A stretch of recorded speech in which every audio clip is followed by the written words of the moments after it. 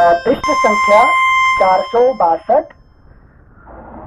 से शुरू से अध्याय पढ़ रहे हैं जो कल थोड़ा सा पढ़े थे। पंचदशाधिक शततमः सर्गः।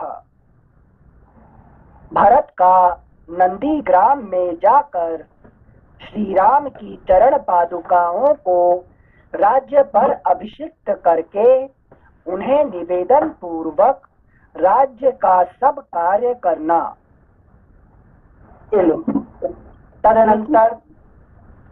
तदनंतर सब माताओं को अयोध्या में रखकर दृढ़ प्रतिज्ञ भरत ने शोक से संतप्त हो गुरुजनों से इस प्रकार कहा, अब मैं नंदीग्राम को जाऊंगा। इसके लिए आप सब लोगों की आज्ञा चाहता हूँ। वहाँ श्री राम के बिना प्राप्त होने वाले इस सारे दुख को सहन करूंगा। अहो महाराज, पूज्य पिताजी तो स्वर्ग को सिधारे और वे मेरे गुरु पूजनीय भ्राता श्री रामचंद्र जी वन में विराज रहे हैं। मैं इस राज्य के लिए वहां श्री राम की प्रतीक्षा करता रहूंगा, क्योंकि वे महायशस्वी श्री राम ही हमारे राजा हैं। महात्मा भरत का यह शुभ वचन सुनकर सब मंत्री और पुरोहित वशिष्ठ जी से बोले, भरत, भ्रातृभक्ति से प्रेरित होकर तुमने जो बात कही है। श्लोक संख्या 4 एक बार फिर से पढ़ रहे हैं। महात्मा भरत का यह शुभ वचन सुनकर सब मंत्री और पुरोहित वशिष्ठ जी बोले, भरत, भ्रातृभक्ति से प्रेरित होकर तुमने जो बात कही है वह बहुत ही प्रशंसनीय है। वास्तव में वह तुम्हारे ही योग्य है। अगला पृष्ठ 463। तुम अपने भाई के दर्शन के लिए सदा लालायित रहते हो और भाई के ही सौहार्द हित साधन में संलग्न हो, साथ ही श्रेष्ठ मार्ग पर स्थित हो। अतः कौन पुरुष तुम्हारे विचार का अनुमोदन नहीं करेगा। मंत्रियों का अपनी रुचि के अनुरूप प्रिय वचन सुनकर भरत ने सारथी से कहा, मेरा रथ जोत कर तैयार किया जाए। फिर उन्होंने प्रसन्न वदन होकर सब माताओं से बातचीत करके जाने की आज्ञा ली। इसके बाद शत्रुघ्न के सहित श्रीमान भरत रथ पर सवार हुए। रथ पर आरूढ़ होकर परम प्रसन्न हुए भरत और शत्रुघ्न दोनों भाई मंत्रियों तथा पुरोहितों से घिरकर शीघ्रता पूर्वक वहां से प्रस्थित हुए। आगे आगे वशिष्ठ आदि सभी गुरुजन एवं ब्राह्मण चल रहे थे। उन सब लोगों ने अयोध्या से पूर्वाभिमुख होकर यात्रा की और उस मार्ग को पकड़ा जो नंदीग्राम की ओर जाता था। भरत के प्रस्थित होने पर हाथी, घोड़े और रथों से भरी हुई सारी सेना भी बिना बुलाए ही उनके पीछे पीछे चल दी और समस्त पुरवासी भी उनके साथ हो लिए। धर्मात्मा भ्रातृवत्सल भरत अपने मस्तक पर भगवान श्री राम की चरण पादुका लिए रथ पर बैठकर बड़ी शीघ्रता से नंदीग्राम की ओर चले। एक बार फिर से पढ़ रहे हैं श्लोक संख्या 12। धर्मात्मा भ्रातृवत्सल भरत अपने मस्तक पर भगवान श्री राम की चरण पादुका लिए रथ पर बैठकर बड़ी शीघ्रता से नंदीग्राम की ओर चले। नंदीग्राम में शीघ्र पहुंचकर भरत तुरंत ही रथ से उतर पड़े और गुरुजनों से इस प्रकार बोले, मेरे भाई ने यह उत्तम राज्य मुझे धरोहर के रूप में दिया है। उनकी ये सुवर्ण विभूषित चरण पादुकाएं ही सबके योगक्षेम का निर्वाह करने वाली हैं।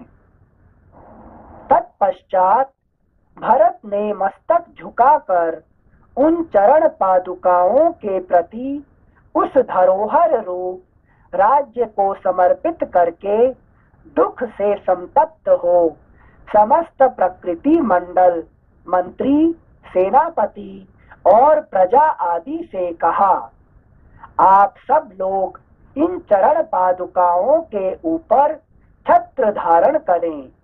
मैं इन्हें आर्य रामचंद्र जी के साक्षात चरण मानता हूँ। मेरे गुरु की इन चरण पादुकाओं से ही इस राज्य में धर्म की स्थापना होगी। मेरे भाई ने प्रेम के कारण ही यह धरोहर मुझे सौंपी है, अतः मैं उनके लौटने तक इसकी भली भांति रक्षा करूंगा।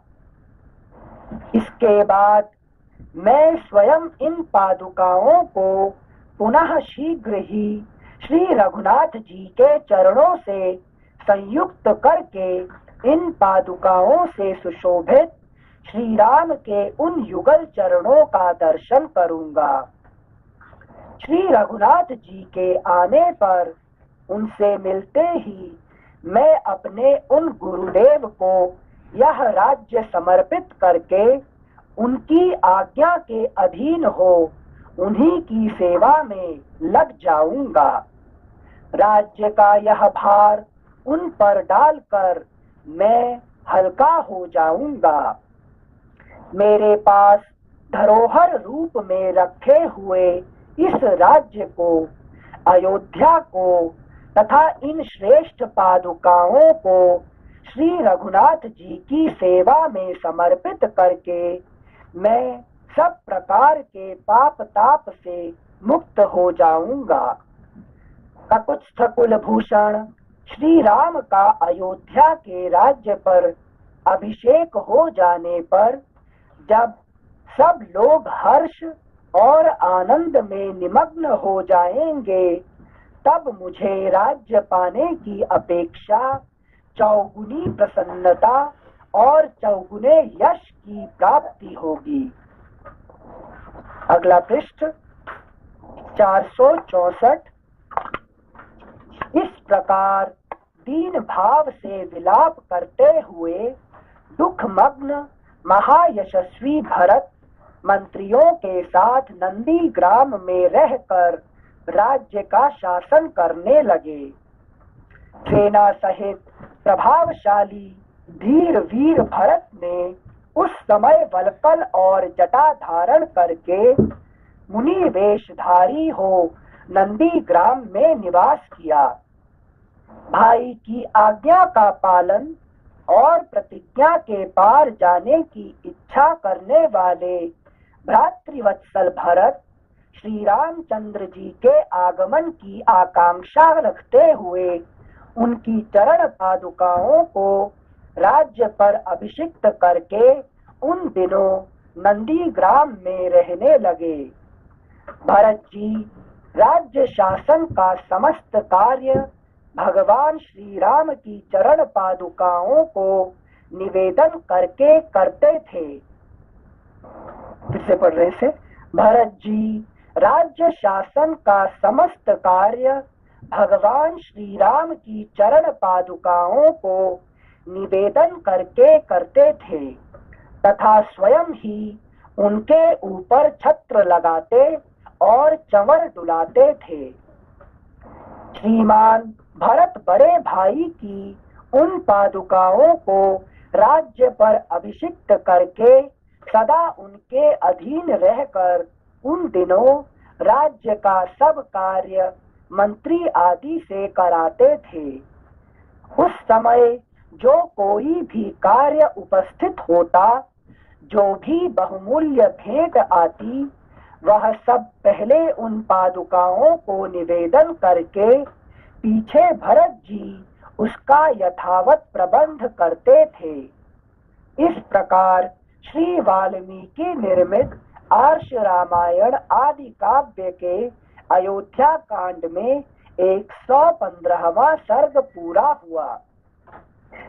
यहाँ पे एक क्या कहते हैं, वाल्मीकि जी एक तरह से अयोध्या का, अभी हुआ बात नंदीग्राम का, फिर यहाँ से फिर आप उल्टा जंगल में राम जी के पास कैमरा वहां ले लिया अभी, ठीक है ना। थैंक यू सिंसे, मतलब फ्रेम चेंज कर रहे हैं। फ्रेम चेंज कर रहे हैं। Thank you सिंसे। सिंसे नमस्ते। सिंसे नमस्ते। नमस्ते। जैसे इस अध्याय में जैसे बताया है कि भरत जी ने पादुकाओं को राज्य सिंहासन पर रख दिया और वो पादुकाएं शासन करती थी।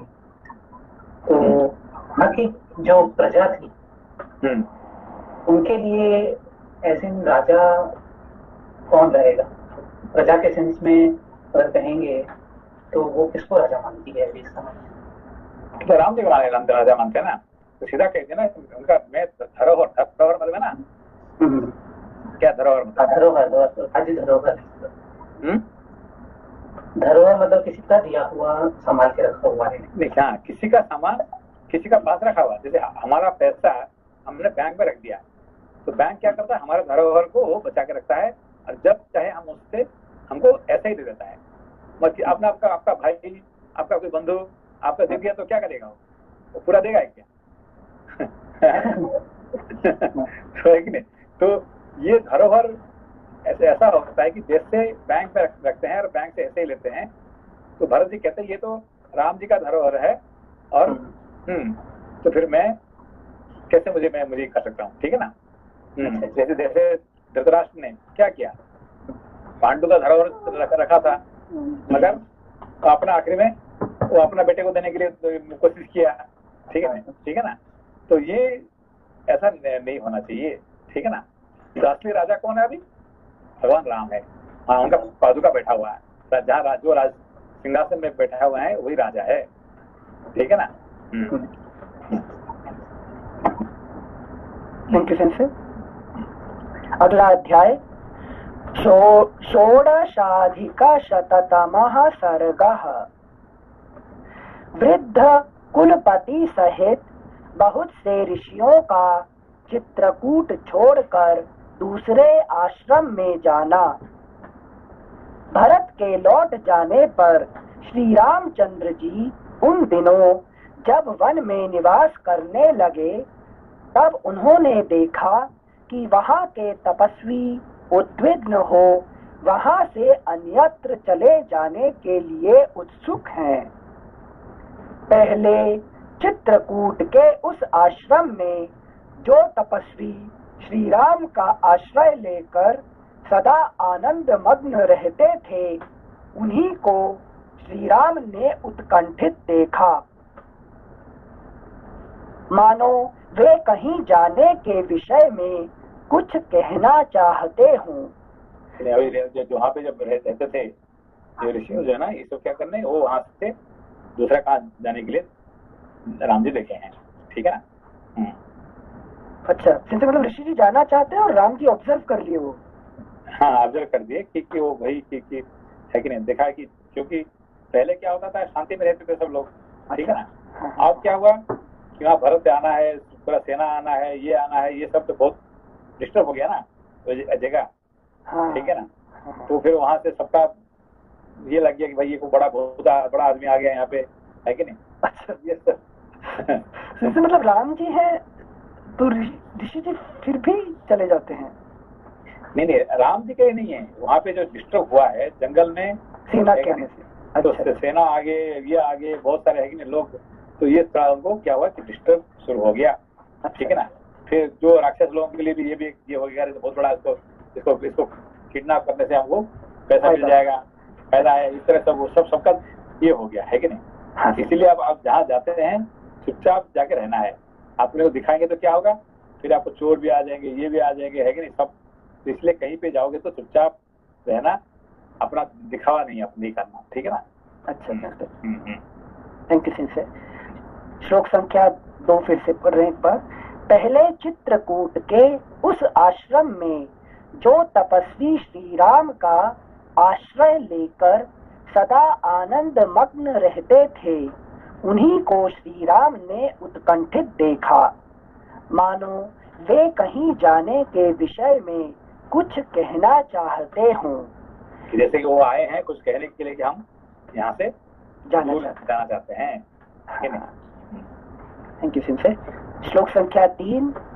नेत्रों से भौहें टेढ़ी करके श्री राम की ओर संकेत करके मन ही मन शंकित हो आपस में कुछ सलाह करते हुए वे तपस्वी मुनि धीरे धीरे परस्पर वार्तालाप कर रहे थे।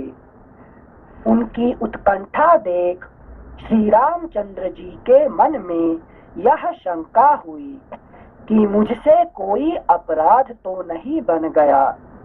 तब वे हाथ जोड़कर वहां के कुलपति महर्षि से इस प्रकार बोले, भगवन, क्या मुझमें पूर्ववर्ती राजाओं का सा कोई बर्ताव नहीं दिखाई देता, अथवा मुझमें कोई विकृत भाव दृष्टिगोचर होता है जिससे यहाँ के तपस्वी मुनि विकार को प्राप्त हो रहे हैं?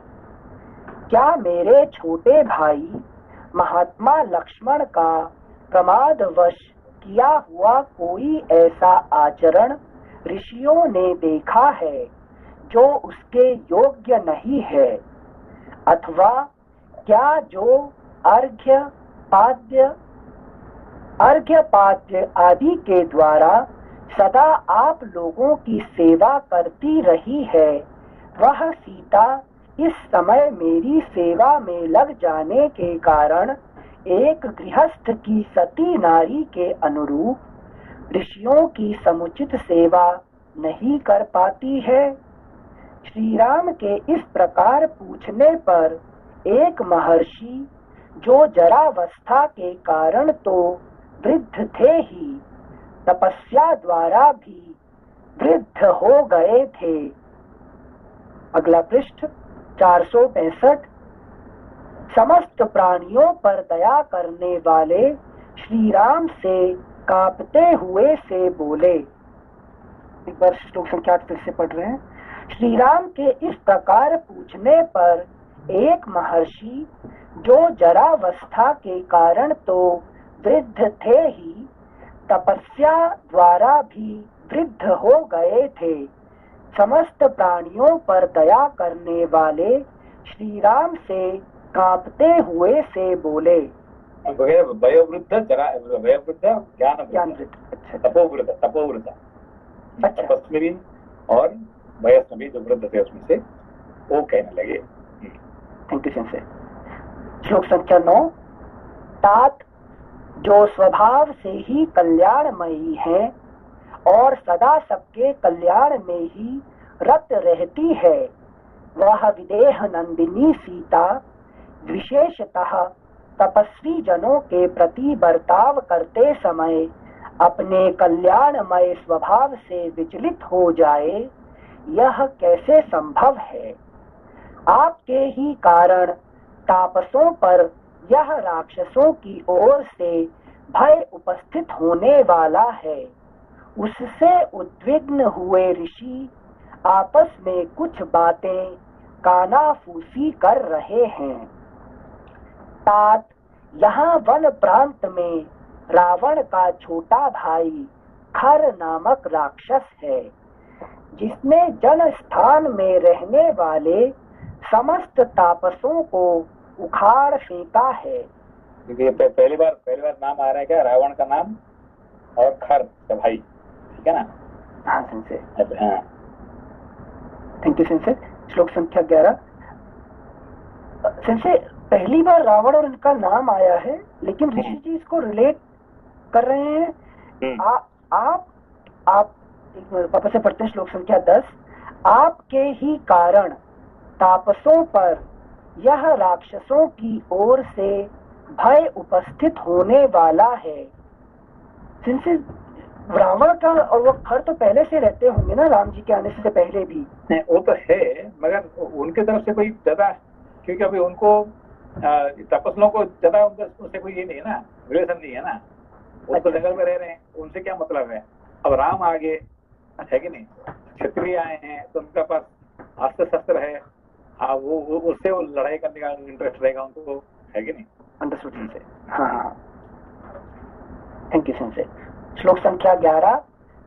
तात, यहाँ वन प्रांत में रावण का छोटा भाई खर नामक राक्षस है, जिसने जन स्थान में रहने वाले समस्त तापसों को उखाड़ फेंका है।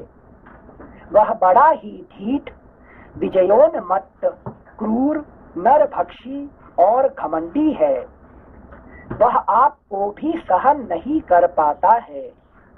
तात, जब से आप इस आश्रम में रह रहे हैं, तब से सब राक्षस तापसों को विशेष रूप से सताने लगे हैं।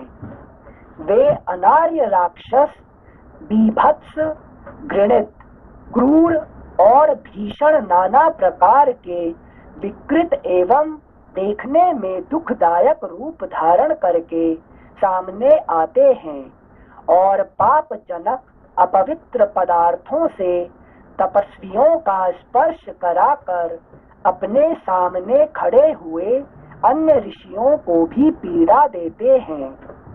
वे उन आश्रमों में अज्ञात रूप से आकर छिप जाते हैं और अल्पज्ञ अथवा असावधान तापसों का विनाश करते हुए वहां सानंद विचरते रहते हैं। यहाँ पे समझ में आया बात? 16 नहीं समझ में अल्पज्ञ। अब देखो, ये जो राक्षस है सबको डिस्टर्ब नहीं करते हैं यहाँ पे बात आ गया कि सब बड़े बड़े ऋषि महर्षि को नहीं करते हैं, तो किसको करते हैं? अब देखिए दोबारा पढ़िए। हाँ, श्लोक संख्या 16 पढ़ते हैं संजय। वे उन आश्रमों में अज्ञात रूप से आकर छिप जाते हैं और अल्पज्ञ अथवा असावधान तापसों का विनाश करते हुए वहाँ क्या है, किसको करते हैं? अल्पज्ञ, जिसके पास बुद्धि कम है कि नहीं, ज्ञान कम है, और असावधान है, अनकॉन्शियस है, उनको ही तपस्वी करते हैं, है कि नहीं। जो ज्ञानी है कि नहीं, तो इनको ये नहीं करते हैं, है कि नहीं, अत्रिमन को कुछ नहीं करते हैं, है कि नहीं। जिनसे मतलब जो हमारे क्षेत्रों में से अपवित्रता तभी घुस पाती है जब कुछ छेद मिल जाता है। क्योंकि ये सब कौन है हमारे, ये सब हमारे शत्रु कौन से? हमारे वृत्ति रूप में शत्रु हमारे अंदर में छुपे हुए हैं, यहाँ कह रहे हैं। लेकिन ये कोई बाहर का राक्षस के बारे में बात नहीं कर रहे। हमारे अंदर में जब हम ज्ञान कम होता है, हमको राक्षस हमको डिस्टर्ब करते हैं, ना तो असावधान रहने वाले लोगों को डिस्टर्ब करते हैं, है कि नहीं। ये इम्पोर्टेंट है। Thank you sensei. श्लोक संख्या 16 पर फिर पढ़ रहे हैं। वे उन आश्रमों में अज्ञात रूप से आकर छिप जाते हैं और अल्पज्ञ अथवा असावधान तापसों का विनाश करते हुए वहां सानंद विचरते रहते हैं। होम कर्म आरंभ होने पर वे श्रुक श्रुवा आदि यज्ञ सामग्रियों को इधर उधर फेंक देते हैं, प्रज्वलित अग्नि में पानी डाल देते हैं और कलशों को फोड़ डालते हैं। उन दुरात्मा राक्षसों से आविष्ट हुए आश्रमों को त्याग देने की इच्छा रखकर ये ऋषि लोग आज मुझे यहाँ से अन्य स्थान में चलने के लिए प्रेरित कर रहे हैं। श्री राम, वे दुष्ट राक्षस तपस्वियों की शारीरिक हिंसा का प्रदर्शन करें, इसके पहले ही हम इस आश्रम को त्याग देंगे। यहाँ से थोड़ी ही दूर पर एक विचित्र वन है, जहाँ फल मूल की अधिकता है। वहीं अश्वमुनि का आश्रम है। अतः ऋषियों के अश्व है, अश्व अश्व अश्वमुनि अश्वमुनि। अश्वमुनि, अच्छा। आप गए कि नहीं गए वो जो आश्रम, अश्वमुनि का आश्रम याद है? वहाँ से काफी दूर है। कौन सा जो अपना चित्रकूट से दूर है। अच्छा अच्छा, वो जो चित्रकूट से अनसुया अत्रि के आश्रम के जाने के रास्ते में। हाँ हाँ हाँ, जहाँ पे जो शाम को पहुंचे थे ना, वहाँ पे ज्यादा लंबा नहीं रह पाए। Thank you Singh. श्लोक संख्या 20। यहाँ से थोड़ी ही दूर पर एक विचित्र वन है जहाँ फलमूल की अधिकता है, वहीं अश्वमुनि का आश्रम है। अतः ऋषियों के समूह को साथ लेकर मैं पुनः उसी आश्रम का आश्रय लूंगा। श्री राम, खर आपके प्रति भी कोई अनुचित बर्ताव करे उसके पहले ही यदि आपका विचार हो तो हमारे साथ ही यहाँ से चल दीजिए। रघुनंदन, यद्यपि आप सदा सावधान रहने वाले तथा राक्षसों के दमन में समर्थ हैं, तथापि पत्नी के साथ आजकल उस आश्रम में आपका रहना संदेहजनक एवं दुखदायक है। ऐसी बात कहकर अन्यत्र जाने के लिए उत्कंठित हुए उन तपस्वी मुनि को राजकुमार श्री राम सांत्वनाजनक उत्तर वाक्यों द्वारा वहां रोक नहीं सके। तत्पश्चात वे कुलपति महर्षि श्री रामचंद्र जी का अभिनंदन करके उनसे पूछकर और उन्हें सांत्वना देकर इस आश्रम को छोड़ वहां से अपने दल के ऋषियों के साथ चले गए। अगला पृष्ठ 466। श्री रामचंद्र जी वहां से जाने वाले ऋषियों के पीछे पीछे जाकर उन्हें विदा दे कुलपति ऋषि को प्रणाम करके परम प्रसन्न हुए उन ऋषियों की अनुमति ले उनके दिए हुए कर्तव्य विषयक उपदेश को सुनकर लौटे और निवास करने के लिए अपने पवित्र आश्रम में आए। उन ऋषियों से रहित हुए आश्रम को भगवान श्री राम ने एक क्षण के लिए भी नहीं छोड़ा। जिनका ऋषियों के समान ही चरित्र था, उन श्री रामचंद्र जी में निश्चय ही ऋषियों की रक्षा की शक्ति रूप गुण विद्यमान है। ऐसा विश्वास रखने वाले कुछ तपस्वी जनों ने सदा श्री राम का ही अनुसरण किया। वे दूसरे किसी आश्रम में नहीं गए। इस प्रकार श्री वाल्मीकि निर्मित आर्ष रामायण आदि काव्य के अयोध्या कांड में 116वां सर्ग पूरा हुआ।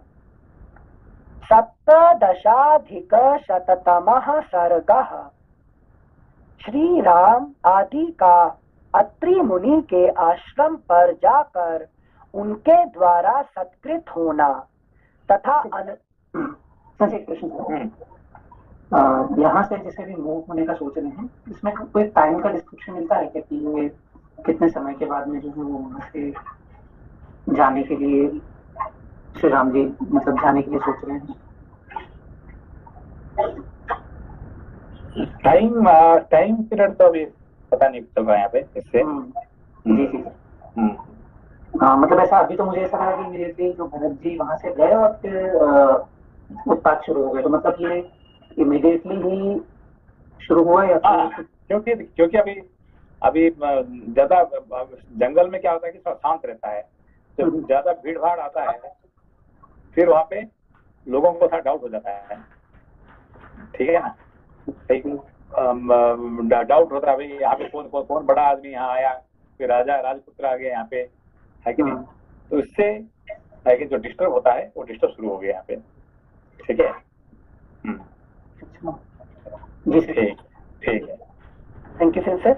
अगला अध्याय 17+शततमः सर्गः, पृष्ठ संख्या 466।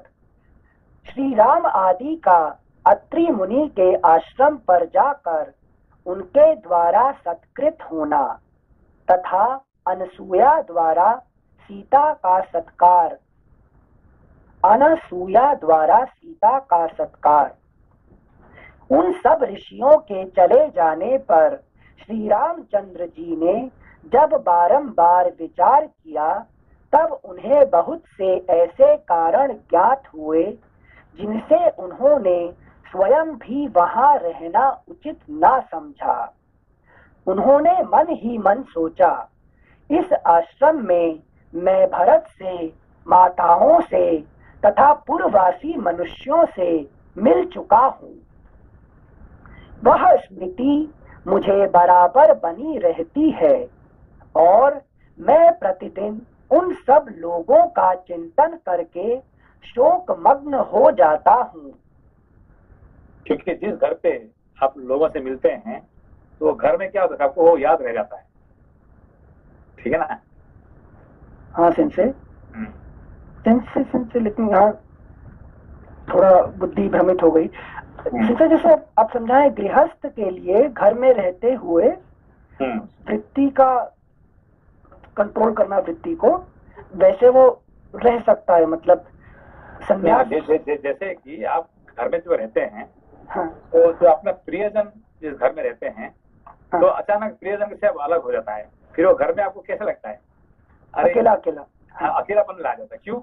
इसी घर में, अच्छा यहाँ जो हमारा माँ जी आई थी तो यही बैठी थी, अच्छा हमारा भाई यहाँ बैठे थे, हमारा बहन यहीं बैठी थी, तो ये सब क्या कि घर का हर जगह जो है वो आपको लगेगा कि भाई यहाँ पे कुछ मिस कर रहे हैं, ठीक है ना? हाँ सिंसे, हाँ, तो वो उनको है कि नहीं?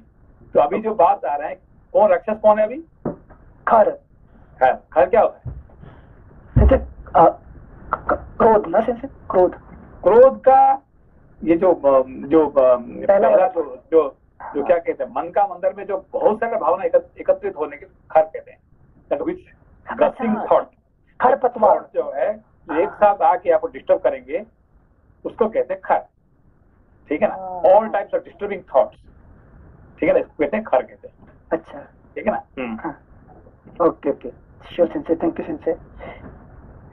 जैसे कि देखिए अभी यहाँ पे रामायण में जो मुख्य राक्षस कौन है, राक्षस राज कौन है? सिंसे रावण। रावण होता है एक नंबर राक्षस राज, ठीक है ना? हाँ। तो उसका सब में कौन कौन है? जैसे कर, दूषण, शूर्पणखा, मेघराज, विभीषण, है कि नहीं? हाँ। ये सब जो है एक एक एक एक तो क्या होते हैं, सब वहां के राक्षस का सब भाई बंधु है, सब भाई बंधु, ठीक है ना?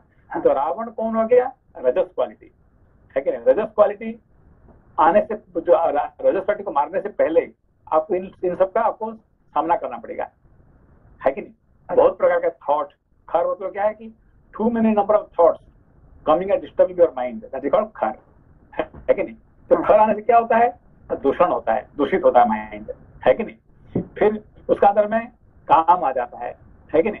फिर इस तरह से एक एक एक करके आपको क्या करता है कि आपको सारे माइंड को उसको, है कि नहीं, वो डिस्टर्ब होता है। एक एक एक मारते जाएंगे तो आखिरी में मिलेंगे रावण, राक्षस राज। Thank you सिंसे। मतलब डायरेक्ट रजस से भी फाइट नहीं कर सकते। कैसे करेंगे? क्योंकि आपका पास पावर है कि नहीं, उसको मिलने के लिए, है कि नहीं? हाँ। तो पहले तो आप उनका तो नौकर को पहले ही करो, है कि नहीं? नौकर चाकर से लड़ाई करो, है कि नहीं? राक्षस कैसे मिल जाएंगे आपको, है कि नहीं? थैंक यू सिंसे। आपका जो एक नॉलेज जो आपने बताया था कि भगवान राम से अलग अलग लोग अलग अलग तरह से मिलते हैं, तो जैसे चित्रकूट में ये जितने भी अल्प ज्ञानी थे या तपस्या कम थी, तो वे वास्तव में मतलब भगवान राम को पहचान नहीं सके, क्योंकि वो वहां पे जो है वो वहां से भाग गए खर के डर से या दूसरों के डर से। तो उसको कैसे समझेंगे सिंपली? नहीं, ये आप नेगेटिव मत सोचिए। जो वाल्मीकि जी लिखते हैं उनका हिसाब से आप समझना कोशिश करिए रामायण को। रामायण अपना दिमाग लगाने से क्या होगा कि उसका अर्थ बिगड़ जाएगा। जो वाल्मीकि जो आपको जैसे आपको कहना चाहते हैं, अभी देखिए एक कहानी खत्म की, किसका कहानी? भरत की कहानी खत्म कर दी, तो वहां पे भरत को वहीं पे रुकवा दो, है कि नहीं? अब राम जी को पढ़ने टाइम में याद आ जाएगा अरे भरत जी क्या कर रहे हैं वहां पे है कि नहीं, तो फिर क्या हो जाएगा, वो गड़बड़ हो जाएगा। इसीलिए जैसे जैसे जहां जहां हमको वाल्मीकि जी लेके जा रहे हैं उनके साथ हम जाके राम जी को दर्शन करेंगे तो फिर मजा आ जाएगा, ठीक है ना। तो ऋषि जब जा रहे हैं तो क्यों जा रहे हैं, क्या कारण है, उनके साथ कौन जा रहे हैं, कौन सा किस तरह का ऋषि जा रहे हैं, है कि नहीं, ऐसे सब पढ़ेंगे तो फिर आपको धीरे धीरे धीरे धीरे इंटरेस्ट आ जाएगा अंदर में, ठीक है ना। जी। तो अभी जो बात आया है कौन सा ऋषि को वो खर डिस्टर्ब कर रहे हैं, जो अल्प ज्ञानी है। अल्प ज्ञानी है, पहला नंबर है, एक नंबर जो अल्प ज्ञानी है, ज्ञान में वृद्ध नहीं हुआ है कि नहीं। दूसरा कौन है, तपस्या सावधान नहीं है। हाँ, जो सावधान नहीं है। सावधान होने वाले को राक्षस कुछ नहीं करेगा, ना जो ज्ञानी को कुछ करेगा, जो असावधान में रहता है और जो अज्ञानी है उसको ही डिस्टर्ब करेगा, है कि नहीं। क्यों, खर मतलब जो भीषण, जो विभिन्न प्रकार थॉट हमको आ जाता है लाइफ, है कि नहीं, हमेशा आपको राक्षस लोग कब डिस्टर्ब करते हैं, जब सेंसे बहुत सारे थॉट्स आते हैं उस टाइम पे।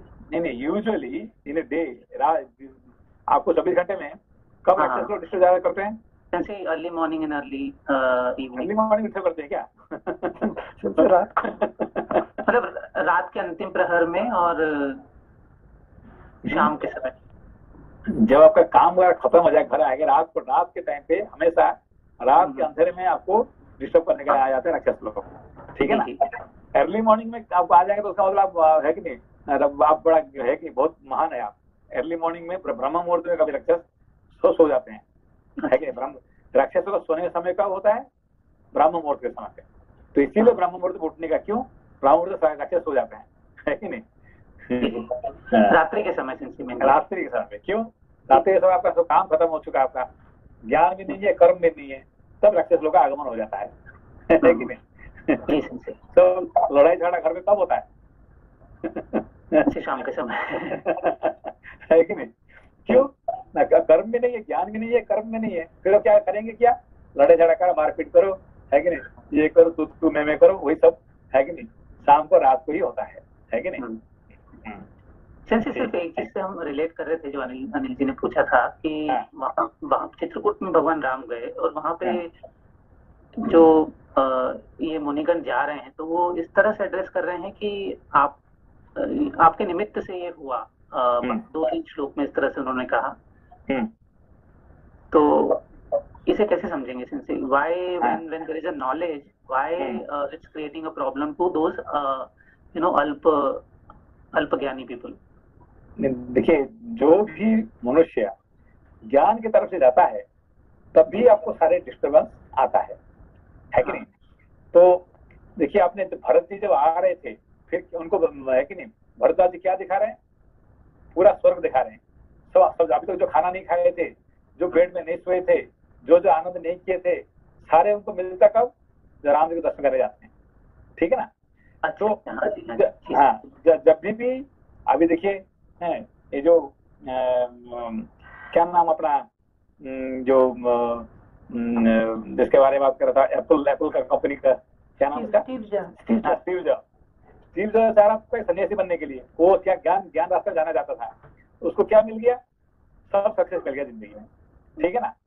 तो क्योंकि उसने सब छोड़ छाड़ करके, है कि नहीं, सब छोड़कर सन्यासी रास्ता से जा रहा था, और उसको मिल गया क्या, संसार का सबसे बड़ा सक्सेसफुल आदमी बन गया अंदर में, ठीक है ना। तो जो भी मनुष्य चाहता है कि ज्ञान के रास्ते में जाए, उसके रास्ते में ही सब ऐसे आता है कि नहीं। जो पैसे के पीछे पड़ता है उसको पैसा दूर भागता है, उसका पीछे नहीं पड़ता है, पैसा उससे दूर भागता है। और जो पैसा को छोड़ने की कोशिश करेगा, उसके पास पैसा, सक्सेस, है कि नहीं, वो बढ़ते जाएगा। मैंने समझ में आपको समझे। संसार में जो भी आदमी ज्ञान के पीछा करेगा, उसको पैसा उसका पीछा करेगा, सक्सेस का पीछा करेगा, हर मनुष्य के बारे में। जो भी सक्सेसफुल बना हुआ जिंदगी में, उसका एक ही प्रॉब्लम क्या है, कभी ना कभी उसने ज्ञान के पीछे गया है कि नहीं। हाँ, तो सबसे बड़ा एग्जाम्पल वही है कि नहीं। ये जो एप्पल का है कि उसने वो चाहता था, लेकिन उसने महात्यागी है, मतलब ना, सब कुछ अपना घर में कुछ नहीं रखा था, है कि नहीं, सब तो कपड़ा वही कपड़ा पहनता, जिंदगी में हमेशा वही कपड़ा ही पहना उसने, है कि नहीं? वो कभी ज्यादा महंगा कपड़ा, वो महंगा ये कुछ नहीं किया हमेशा, है कि? तो आदमी देखो कितने बड़ा बन गया, है कि नहीं? तो सक्सेस उसी को आता है जो त्याग करता है ना? जी जी। और ऑब्स्टिकल भी वहीं आते हैं जहाँ पे आप हाँ, जो ज्ञान के पीछे करता है, पीछे चलता है, उसका पीछे सारे, है कि सक्सेस ये सब अपने आप दौड़ भाग के आ जाता है सबको। ये सबके जिंदगी में एक ही है। तो आपका जिंदगी में सक्सेस नहीं आया, उसका मतलब क्या समझना चाहिए? आप ज्ञान के पीछे नहीं पड़े हैं, है कि नहीं? इसीलिए ऋषिमल ने कहते हैं जब से आप आए हैं तब से यहाँ पे प्रॉब्लम शुरू हुआ है। आप नहीं आते तो प्रॉब्लम नहीं होता, आप तो खुद खुशी से थे, ठीक है ना? समझ में? जी जी। तो जिन्होंने कहे कि अभी, है कि नहीं, क्या कहे कि जब से कृष्ण वृंदावन में आए हैं सारे राक्षस यहीं पे इकट्ठे हो गए। तब तक पहले तो राक्षस थे ही नहीं है कि ना पुतना थी, ना कोई अघासुर था, ना ये था, ना वो था, ना कोई बकासुर था, ना कोई तो नहीं थे, सब लोग शांति में था, वृंदावन बड़ा शांति में था। कब से सब राक्षस आने लगे सब? जब से कृष्ण जी वहाँ पे जन्म लिए। हाँ, कृष्ण आए तो राक्षस आए, है कि नहीं? राक्षस बनाने के लिए कौन कारण तो बना, है कि नहीं? तो ऐसे ही राम जब से यहाँ आए तब सबका राक्षस का आगमन शुरू हो गया, है कि नहीं? सर शहद है तो मक्खियां भी आएंगी सर। शहद तो अपना बच्चा आ ही जाएंगे, है कि नहीं? ठीक है, थैंक यू सर। श्लोक संख्या 2।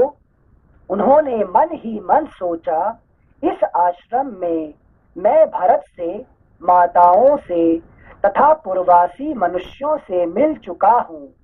वह स्मृति मुझे बराबर बनी रहती है और मैं प्रतिदिन उन सब लोगों का चिंतन करके शोक मग्न हो जाता हूँ। अनिल सर, वो तो सब छोड़ छाड़ करके जंगल आए थे कि तपस्या करने के लिए, ज्ञान करने के लिए, और ये सब आके क्या कर दिया, उनका मन में अलग अलग थॉट भर दिए। जो लोग आ जाते हैं तो आपकी जिंदगी में क्या होता है कि अलग अलग थॉट अपने आप आ ही जाता है जिंदगी में, है कि नहीं? कोई भी नहीं आता तो प्रॉब्लम नहीं है। आप अकेला रहते तो क्या प्रॉब्लम है? क्या प्रॉब्लम? कुछ नहीं है। प्रॉब्लम कब होता है? जब कोई आए और जाए, है कि नहीं? रहे तो प्रॉब्लम नहीं है, आके चला जाएगा तो फिर प्रॉब्लम शुरू होता है। अच्छा, जब तक रहता है तब तक प्रॉब्लम नहीं है? इतना प्रॉब्लम नहीं है। रहता है तो प्रॉब्लम नहीं है, और नहीं आता तो और प्रॉब्लम नहीं है कि नहीं? प्रॉब्लम कब है? आके चला जाता जब, है कि नहीं? अनिल सर, एक मिशन से ये जो सारे ऋषि लोग हैं, ये ऋषि लोग वो ऋषि नहीं है क्या जो राम जी के साथ रहना चाहते थे? वो दंडकारण्य के ऋषि हैं क्या? ये कोई दूसरे ऋषिगण है क्या? बिकॉज आपने बोला लोग रहना चाहते हैं लेकिन अभी से राम जी है उनको छोड़ के दूसरे आश्रम में जा रहे हैं। ये थोड़ा समझने में मुझे थोड़ा मुश्किल हो रहा है। नहीं देखिए, जो अभी आप पूछ रहे हैं, जो गोपियों की बात पूछ रहे हैं ना? हाँ। तो गोपियों को जो मिलने वाला ऋषि, जो गोपी बनने वाले जो ऋषि है कि नहीं? सारे ऋषि नहीं है कि नहीं? इसमें से कुछ ऐसे ऋषि आप देखेंगे कि वो जो राम जी मिल गए तो ठीक है राम जी आप अपना रहिए, हम जा रहे हैं, है कि नहीं? वो ऐसे बहुत सारे ऋषि है। तो वो गोपी जो बने हैं वो ऋषि बहुत कम संख्यक थे, है कि नहीं? तो अलग अलग लोग, जिन लोगों ने चाहते थे राम जी के साथ रहने के लिए, वो वही गोपी बने हैं। सारे ऋषि नहीं है कि नहीं? उनमें से जो अयोध्या के वासी है, जो चाहते थे राम के साथ रहने के लिए, वो भी है कि नहीं? तो ये एक्चुअली मेरे को थोड़ा डाउट है, आपने एक बार पढ़ाए थे दंडकारण्य में जो ऋषि लोगों के साथ मिले थे उन लोग चाहते थे, बट ये चित्रकूट, अभी चित्रकूट चल रहा है तो इसलिए मैं सोचा कि शायद दूसरे ऋषिगण कोई है। नहीं, सब ऋषि का बात नहीं। देखिए, अभी देखिए कि अभी आपके साथ जो भी है सारे क्या रामायण पढ़ना चाहते हैं क्या? नहीं, आप जो रामायण पढ़ने वाले हैं और जो सिनेमा देखने के लिए जाने वाले, ओलंपिक देखने वाले हैं, वो दो ग्रुप अलग अलग है। उसमें से जो कुछ आज में आके क्या कर रहे हैं? ओलंपिक देख रहे हैं, ठीक है ना? ओलंपिक देखने वाला ओलंपिक देखेंगे, रामायण पढ़ने वाला रामायण पढ़ेंगे, है कि नहीं? तो हम दोनों को मिलाने की जरूरत नहीं है। तो सारे ऋषि राम जी के साथ रहना चाहते हैं। समझ में आया। Thank you sensei. Sorry Anil son, go ahead. Thank you sensei. श्लोक संख्या 3। महात्मा भरत की सेना का पड़ाव पड़ने के कारण हाथी और घोड़ों की लीदों से यहाँ की भूमि अधिक अपवित्र कर दी गई है। अतः हम लोग भी अन्यत्र चले जाएं, ऐसा सोचकर श्री रघुनाथ जी सीता और लक्ष्मण के साथ वहां से चल दिए। वहां से अत्रि के आश्रम पर पहुंचकर महायशस्वी श्री राम ने उन्हें प्रणाम किया तथा भगवान अत्रि ने भी उन्हें अपने पुत्र की भांति स्नेह पूर्वक अपनाया। उन्होंने स्वयं ही श्री राम का संपूर्ण आतिथ्य सत्कार करके महाभाग लक्ष्मण और सीता को भी सत्कार पूर्वक संतुष्ट किया। संपूर्ण प्राणियों के हित में तत्पर रहने वाले धर्मज्ञ मुनि श्रेष्ठ अत्रि ने अपने समीप आई हुई सबके द्वारा सम्मानित तापसी एवं धर्मपरायणा बूढ़ी पत्नी महाभागा अनसूया को संबोधित करके सांत्वना पूर्ण वचनों द्वारा संतुष्ट किया और कहा, देवी, विदेहराज नंदिनी सीता को सत्कार पूर्वक हृदय से लगाओ। सेंसे एक मिनट, यहाँ पर एक शब्द जो आया है, एवं धर्म परायणा बूढ़ी पत्नी, मतलब ये आयु वृद्ध नहीं बोल रहे ना, वयोवृद्ध, धर्म परायणा बूढ़ी पत्नी। हाँ, मतलब वही हमेशा यहाँ पे जो बात होता है कि हमेशा वयोवृद्ध नहीं है, ज्ञान वृद्ध की बात है। तपोवृद्ध और ज्ञान वृद्ध की ज्यादा बात करते हैं, ठीक है ना? ठीक है, थैंक यू सेंसे। श्लोक संख्या 9। तत्पश्चात उन्होंने श्री रामचंद्र जी को धर्मपरायणा तपस्विनी अनसूया का परिचय देते हुए कहा, एक समय 10 वर्षों तक वृष्टि नहीं हुई। उस समय जब सारा जगत निरंतर दग्ध होने लगा, तब जिन्होंने उग्र तपस्या से युक्त तथा कठोर नियमों से अलंकृत होकर अपने तप के प्रभाव से यहाँ फल मूल उत्पन्न किए और मंदाकिनी की पवित्र धारा बहाई, तथा तात जिन्होंने 10,000 वर्षों तक बड़ी भारी तपस्या करके अपने उत्तम व्रतों के प्रभाव से ऋषियों के समस्त विघ्नों का निवारण किया था, वे ही यह अनसूया देवी हैं। मतलब ये अनसूया का इतना पावर है कि नहीं? तो उनको अत्रि जी पत्नी जी का, हाँ, पत्नी का इंट्रोडक्शन नहीं दे रहे हैं, देवी ऋषि का। हाँ, थैंक यू सेंसे। अगला पृष्ठ 467। यहाँ पे अरुंधति और अनुसुईया का ठीक उल्टा होता है कि नहीं? अरुंधति और अनुसुईया का अंदर में क्या है, ये ठीक उल्टा कैरेक्टर है, ठीक है ना? अच्छा, नहीं सेंसे, समझ नहीं आया सेंसे। ये अरुंधति और अनुसुईया में फर्क क्या है? अरुंधति का जिंदगी में वो भी बहुत महान थी, मगर उनका अपना कुछ दिखावा नहीं थी, ठीक है ना? अच्छा, she was always trying to hide her all quality, है कि नहीं? तो हमेशा इसीलिए वो अकेली जो है, जो कि अपना पति के साथ लेकिन सप्तर्षि में रह सकती है, ठीक है ना? बाकी कोई नहीं रह सकते हैं। बाकी 6 क्या करते हैं? वहां रहते हैं, क्या कहते हैं, कृतिका बन के रहते हैं 6, और ये अकेली जो है अपना पति के साथ रह सकती है। क्यों? अपना पावर को, अपना ज्ञान को, अपना तपस को छुपा कर रखती है, ठीक है ना? हाँ, तो मतलब से पति को अगर ऐसा इंट्रोडक्शन देना पड़ेगा तो कौन सप्तर्षि के पास लेके जाएगा? सोचेगा 2 बार शायद नहीं कहे तो है कि 2 बार सोचेंगे पास में बैठाने के लिए, जो आएंगे हर बार ऐसे कुछ देना पड़ेगा इंट्रोडक्शन। हमारा जो श्रीकृष्ण है ना, उसको उसका पत्नी आपको बोलेगा तो थप्पड़ मारेगी उसको, है कि नहीं? ठीक है, थैंक यू सेंसे। सेंसे, नमस्ते सेंसे। नमस्ते नमस्ते सेंसे, वो अरुंधति और अनुसुईया जी के मतलब डिफरेंस तो समझ में नहीं आया, सॉरी सेंसे। ये जो हमारे जो सप्तर्षि है ना, सप्तर्षि में पर्टिकुलर, बाकी सब तो वाइफ हस्बैंड है ही है। ये दोनों जो कैरेक्टर है, कौन? ये अरुंधति है वशिष्ठ जी का पत्नी, और अनुसुईया है अत्रि जी का पत्नी, ठीक है ना? तो हमारे ऋषियों का नाम में हमेशा 1 नंबर में आता कौन? अत्रि आता है, महान ऋषि है, ठीक है ना?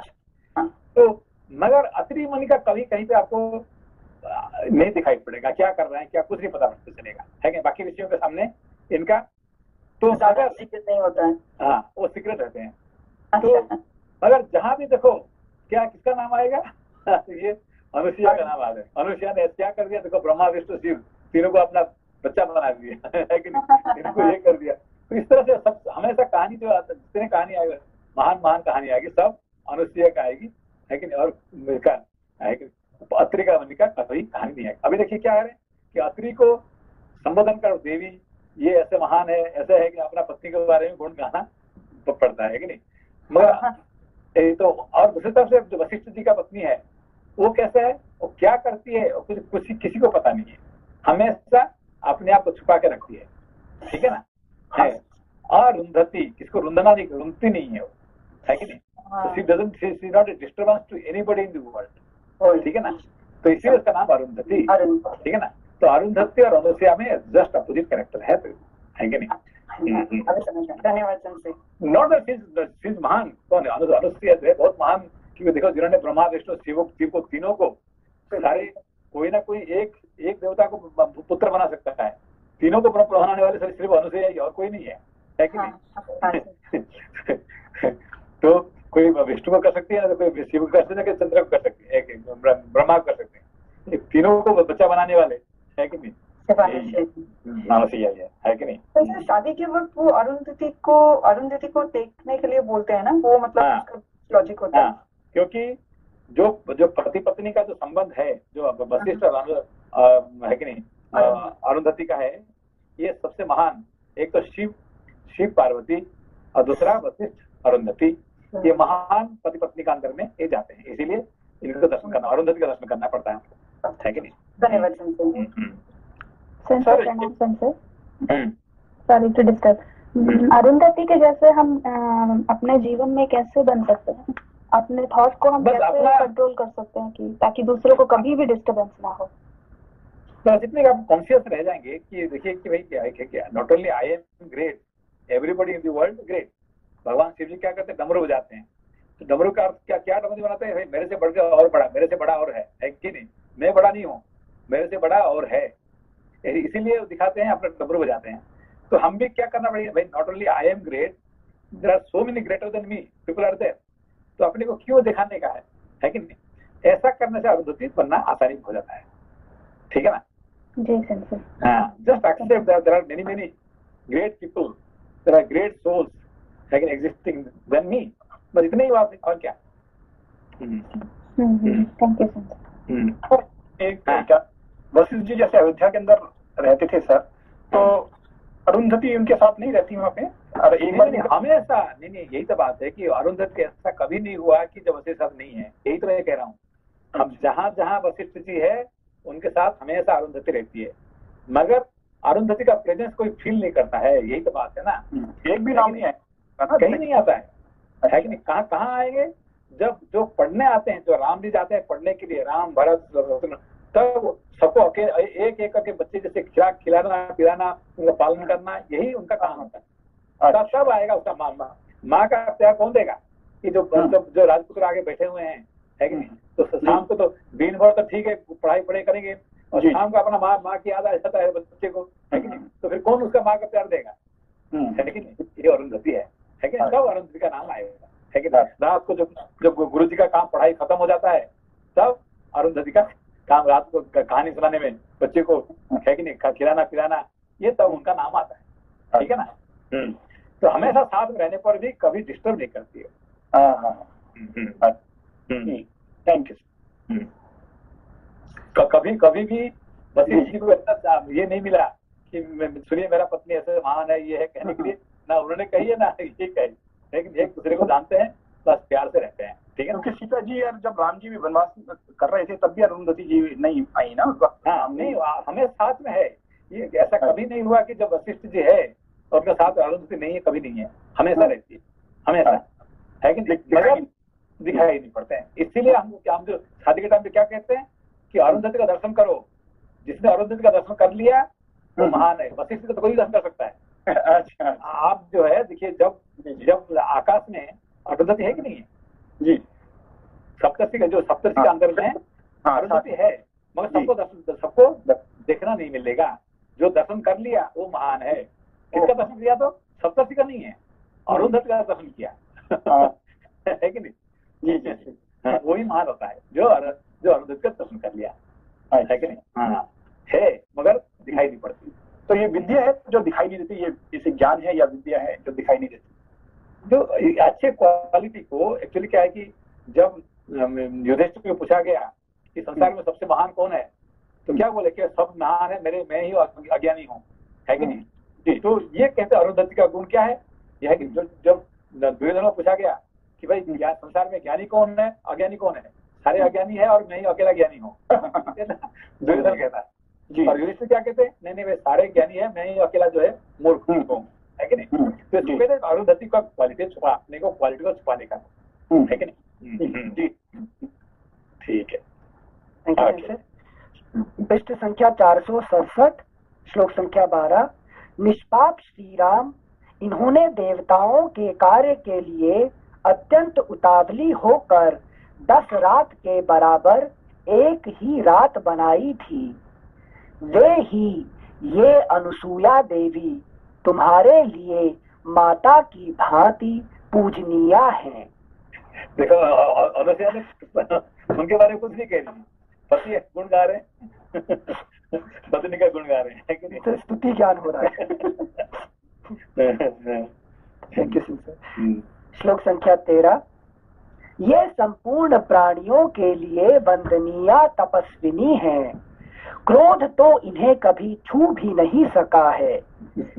विदेह नंदिनी सीता इन वृद्धा अनसूया देवी के पास जाएं।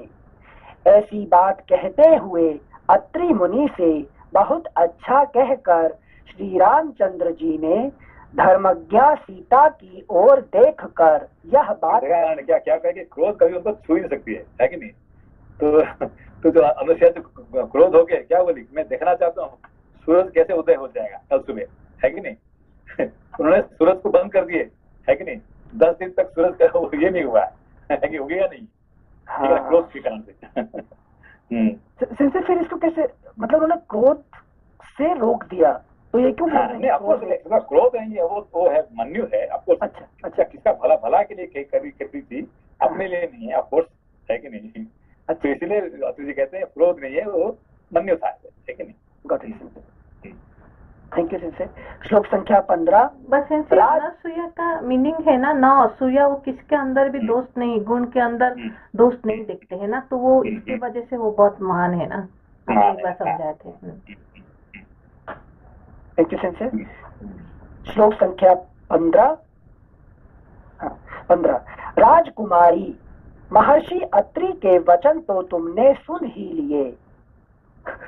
राजकुमारी, महर्षि अत्रि के वचन तो तुमने सुन ही लिए। 14 एक बार पढ़ लेते 14 फिर से। ऐसी बात कहते हुए अत्रि मुनि से बहुत अच्छा कहकर श्री रामचंद्र जी ने धर्मज्ञा सीता की ओर देखकर यह बात कही।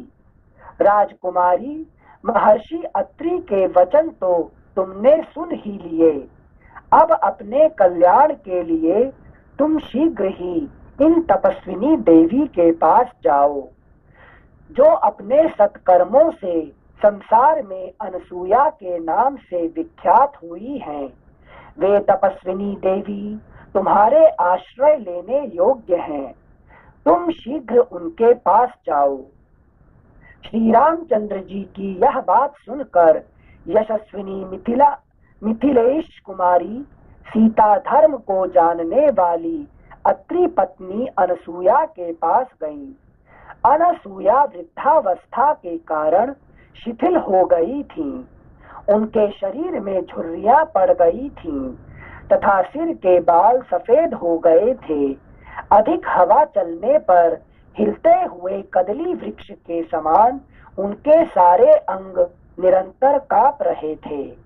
सीता ने निकट जाकर शांत भाव से अपना नाम बताया और उन महाभागा पतिव्रता अनसूया को प्रणाम किया।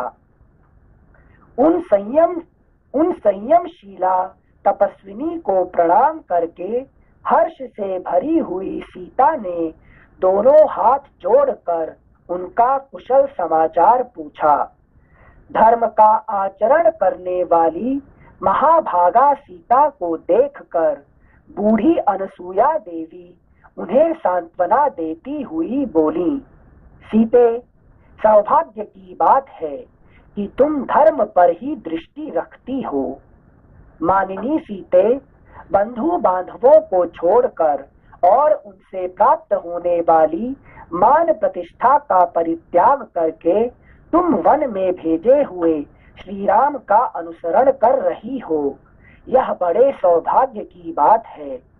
अपने स्वामी नगर में रहे या वन में, भले हो या बुरे, जिन स्त्रियों को वे प्रिय होते हैं उन्हें महान अभ्युदयशाली लोकों की प्राप्ति होती है। पति बुरे स्वभाव का, मनमाना बर्ताव करने वाला अथवा धनहीन ही क्यों ना हो, वह उत्तम स्वभाव वाली नारियों के लिए श्रेष्ठ देवता के समान है। विदेह राज नंदिनी, मैं बहुत विचार करने पर भी पति से बढ़कर कोई हितकारी बंधु नहीं देखती। अपनी की हुई तपस्या के अविनाशी फल की भांति वह इस लोक में और परलोक में सर्वत्र सुख पहुंचाने में समर्थ होता है। जो अपने पति पर भी शासन करती है, वे काम के अधीन चित्त वाली असाध्वी स्त्रियां इस प्रकार पति का अनुसरण नहीं करती। उन्हें गुण दोषों का ज्ञान नहीं होता, अतः वे इच्छानुसार इधर उधर विचरती रहती हैं। मिथिलेश कुमारी, ऐसी नारियां अवश्य ही अनुचित कर्म में फंसकर धर्म से भ्रष्ट हो जाती हैं और संसार में उन्हें अपयश की प्राप्ति होती है। किंतु जो तुम्हारे समान लोक परलोक को जानने वाली साध्वी स्त्रियां हैं, वे उत्तम गुणों से युक्त होकर पुण्य कर्मों में संलग्न रहती हैं।